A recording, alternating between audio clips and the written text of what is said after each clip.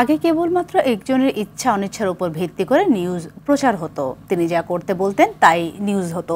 তার ইচ্ছার বিরুদ্ধে কোনো নিউজই হতো না বলে মন্তব্য করেছেন বাংলাদেশ ফেডারেল সাংবাদিক ইউনিয়ন BFUZ-এর ভারপ্রাপ্ত সভাপতি ওবায়দুর রহমান শাহীন। ময়মনসিংহ প্রেস ক্লাবের ৬৬তম প্রতিষ্ঠা বার্ষিকীর আলোচনা সভায় তিনি কথা বলেন। এ সময় তিনি আরও বলেন, তিনি বিদেশ থেকে এসে তার পছন্দের সাংবাদিকদের ডাকতেন এবং সেখানে কি হতো তা সবাই জানে। সাংবাদিকদের কলম বন্ধ করে যে বেশিদিন থাকা যায় না তার উজ্জ্বল দৃষ্টান্ত হতে পারে এটি বলেও মন্তব্য করেন ওবায়দুর রহমান শাহীন। একজন ব্যক্তির হাতে সাংবাদিকতা চলে গিয়েছে। তিনি যেভাবে বলতেন সেইভাবে সাংবাদিকতা প্রতিষ্ঠিত হতো। তিনি যেভাবে বলতেন সেইভাবে নিউজ করা হতো। যে কজনকে ডাকতেন সেই কজনই ওখানে উপস্থিত হতে পারত, এর বাইরে আর কেউ যেতে পারতো না।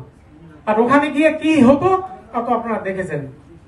তেলবাজির বাহিরে আসছে জাতিসংঘ থেকে, সেখানে যাই তাকে নোবেল পুরস্কার দেওয়া হয়।